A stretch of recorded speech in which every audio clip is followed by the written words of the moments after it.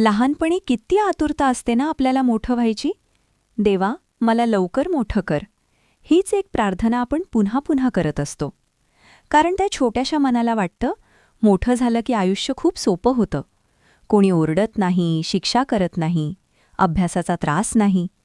मोठी माणसं हसतात, फिरतात, त्यांच्या हातात पैसे असतात आणि त्या पैशांनी ते जगातलं सगळं काही विकत घेऊ शकतात, असं आपल्याला निरागसपणे वाटत राहतं.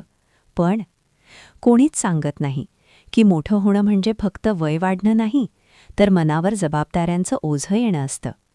मोठं झाल्यावर कळतं, हसणं सोपं नसतं आणि रडणं तर अजूनच अवघड असतं.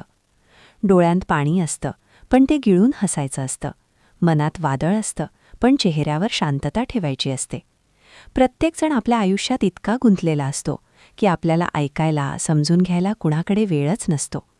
कधीकधी खूप वाटतं, कोणीतरी फक्त विचारावं, तू ठीक आहेस ना? आणि आपण सगळं मन मोकळं करावं. माणसाला पैशांपेक्षाही कुणाच्या तरी आधाराची जास्त गरज असते. पण ते कोणीतरी बहुतेक वेळा नसतंच. मग हळूहळू मनात एकटेपण घर करतं आणि एक दिवस असं वाटायला लागतं, आपण खूप लोकांमध्ये असूनही पूर्णपणे एकटे आहोत. तेव्हा आठवतं ते निष्पाप निरागस बालपण, जिथे रडल्यावर लगेच कोणीतरी जवळ घ्यायचं आणि हसवलं जायचं. आणि मग नकळत देवाला प्रश्न करतो, देवा, एवढ्या लवकर आम्हाला मोठं का केलंस रे? खरंच किती सुंदर होतं ते बालपण, जिथे छोट्या छोट्या गोष्टींमध्येही खूप मोठं सुख होतं. खरोखर लहानपण देगा देवा ही प्रार्थना आपण आता रोज करतो, पण काळ कुणासाठीच थांबत नाही. अशावेळी आपल्यातल्या त्या लहान मुलाला जिवंत ठेवणं हाच आनंदी राहण्याचा एकमेव मार्ग आहे. पाऊस पडल्यावर त्यात भिजण्याची इच्छा होणं, छोट्याशा गोष्टीत आनंद मानणं आणि मनातलं ओझं बाजूला ठेवून मोकळेपणाने हसणं, हेच तर खरं आयुष्य आहे.